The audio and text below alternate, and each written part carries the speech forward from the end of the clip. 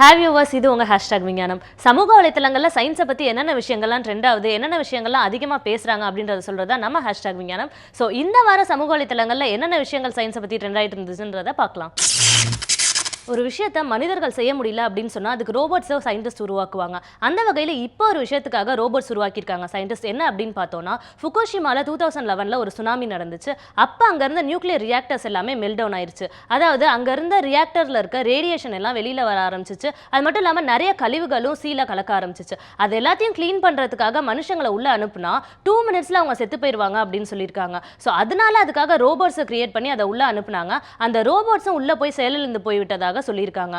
So இந்த விஷயத்தை சமூக வலைத்தளங்களில் போஸ்ட் பண்ணோன்னா இதை நிறைய பேர் லைக் பண்ணிட்டு இருந்தாங்க. அது மட்டும் இல்லாமல் இது கமெண்ட்ஸ் எப்படி வந்துட்டு இருந்துச்சு அப்படின்னு பார்த்தோன்னா, ரோபோட்ஸ் மேலே ஒரு பக்கெட் ஆஃப் வாட்டர் ஊற்றினாலே அது வீணாக போயிடும். நீங்கள் இந்த மாதிரி ஒரு டம் ரோபோட்ஸ், அதாவது புவர் டைப்பில் ரோபோட்ஸை நீங்கள் கண்டுபிடிச்சிங்க அப்படின்னு சொன்னால் அது எப்படி நியூக்ளியர் ரியாக்டர்ஸ்குள்ளெல்லாம் போகும், சயின்டிஸ்ட் ஒரு விஷயத்தை உருவாக்க முடியல அப்படின்னு சொன்னால் அதை சொல்லிடுங்க அப்படின்னு சொல்லி கமெண்ட்டில் போஸ்ட் பண்ணியிருக்காங்க. அது மட்டும் இல்லாமல் இன்னொருத்தர் என்ன சொல்லியிருக்காரு அப்படின்னு பார்த்தோன்னா, இப்பயும் நீங்கள் வந்து விண்ட் அண்ட் சோலார் எனர்ஜியை யூஸ் பண்ணாமல் இந்த நியூக்ளியர் ரியாக்டர் சைடு தான் போவீங்க அப்படின்னு சொல்லி கமெண்ட் பண்ணியிருக்காரு. ஸோ இந்த விஷயத்தை சமூக வலைத்தளங்களில் நிறைய பேர் ஷேர் பண்ணிட்டு இருந்தாங்க. நாசா இப்போ புதுசாக TRAPPIST-1 அப்படின்ற ஒரு ஸ்டாரையும் 7 பிளானட்ஸையும் கண்டுபிடிச்சிருக்கிறது தான் நம்ம இப்போ பேக்கேஜஸில் பார்த்தோம். அதுக்காக இப்போ வந்து அவங்க ஒரு வெப்சைட்டையும் உருவாக்கியிருக்காங்க. இந்த TRAPPIST-1 அனௌன்ஸ் பண்ண உடனே இந்த வெப்சைட்டையும் லான்ச் பண்ணியிருக்காங்க. இந்த வெப்சைட்டில் என்ன இருக்குது அப்படின்னு பார்த்தோன்னா, TRAPPIST-1னா என்ன, அந்த சோலார் சிஸ்டமில் இருக்க பிளானட்ஸ்லாம் எப்படி இருக்குது அப்படின்றதையும் சொல்லியிருக்காங்க. அது மட்டும் இல்லாமல் இதோட ஃபியூச்சர் எப்படி இருக்கும் அப்படின்றதும் அது சம்மந்தமான நிறைய வீடியோஸையும் போஸ்ட் பண்ணியிருக்காங்க. அது மட்டும் இல்லாமல் நிறைய போஸ்டர்ஸை போஸ்ட் பண்ணியிருக்காங்க. இந்த போஸ்டர்ஸில் என்ன இருக்குது அப்படின்னு பார்த்தோன்னா, நம்ம இந்த புதுசாக கண்டுபிடிச்சிருக்க சோலார் சிஸ்டம்க்கு நம்ம போனால் அதோட டிராவல் எப்படி இருக்கும் அப்படின்றது சம்பந்தமான போஸ்டர்ஸ் நிறையத்தையும் போஸ்ட் பண்ணியிருக்காங்க. ஸோ இது எல்லாத்தையும் சமூக வலைத்தளங்கள், அதாவது ஃபேஸ்புக்கில் போஸ்ட் பண்ணோன்னா இதை நிறைய பேர் ஷேர் பண்ணிட்டு இருந்தாங்க. அந்த போஸ்டர்ஸ் எல்லாம் இப்போ நம்ம பார்க்கலாம்.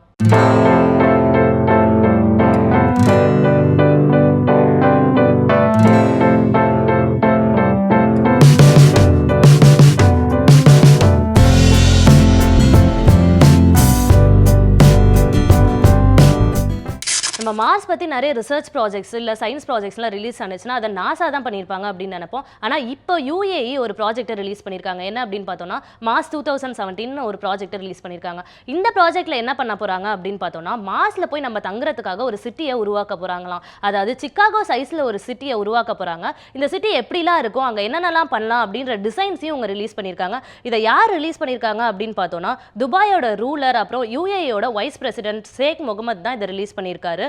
இதுக்கான நிறைய கமெண்ட்ஸும் சமூக வலைத்தளங்களில் வந்துட்டு இருக்கு. என்ன அப்படின்னு பார்த்தோன்னா, இதை சப்போர்ட் பண்ணாமல் நிறைய பேர் என்ன சொல்லியிருக்காங்க அப்படின்னு பார்த்தோன்னா, கடைசியில் முஸ்லிம்ஸ் தான் அங்கே போக போகிறாங்க, ஸோ இங்கே அவங்க எடுத்துக்கிட்ட இடம் பத்தாதுன்னு சொல்லிட்டு அங்கேயும் எடுக்க போகிறாங்க அப்படின்னு சொல்லி கமெண்ட் பண்ணியிருக்காங்க. அது மட்டும் இல்லாமல் மார்ஸில் அரப்ஸே வேணாம் ப்ளீஸ் அப்படின்னு சொல்லி நிறைய பேர் கமெண்ட் பண்ணியிருக்காங்க. ஸோ இந்த விஷயத்தை நிறைய பேர் சப்போர்ட் பண்ணாமல் இருந்தாலும் இதுக்கு நிறைய லைக்ஸும் வந்துட்டு இருக்கு. அது மட்டும் இல்லாமல் 4000க்கு மேலே ஷேர்ஸும் வந்திருக்கு. ஸோ இதை போட்ட கொஞ்ச நேரத்தில் இவ்வளோ சப்போர்ட் இதுக்கு வந்திருக்கு. ஆனால் கமெண்ட்ஸில் நிறைய பேர் இதை அப்போஸ் பண்ணிட்டு தான் இருக்காங்க.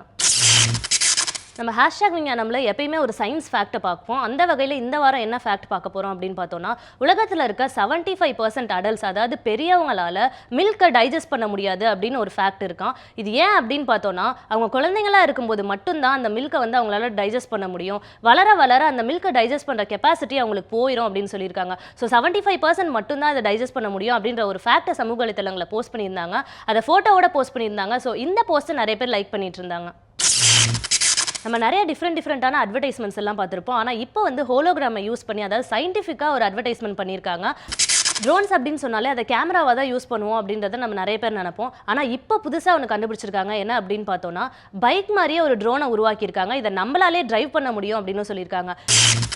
ஸோ இந்த வாரம் ஹேஷ்டாக் விஞ்ஞானம் ரொம்பவே இன்ட்ரெஸ்டிங்காக இருந்திருக்கும்னு நம்புறேன். ஹேஷ்டாக் விஞ்ஞானமாக நீங்கள் பார்க்கணும் அப்படின்னு நினச்சிங்கன்னா யூடியூப்பில் ஹேஷ்டாக் விஞ்ஞானம் டைப் பண்ணிங்கன்னா எல்லா எபிசோட்ஸையும் பார்க்கலாம். அது மட்டும் இல்லாமல் ஃபேஸ்புக்லேயும் ஹேஷ்டாக் விஞ்ஞானம்ன்ற பேஜை லைக் பண்ணுங்கள். ஸோ அடுத்த வாரம் நான் உங்களை வந்து சந்திக்கிறேன்.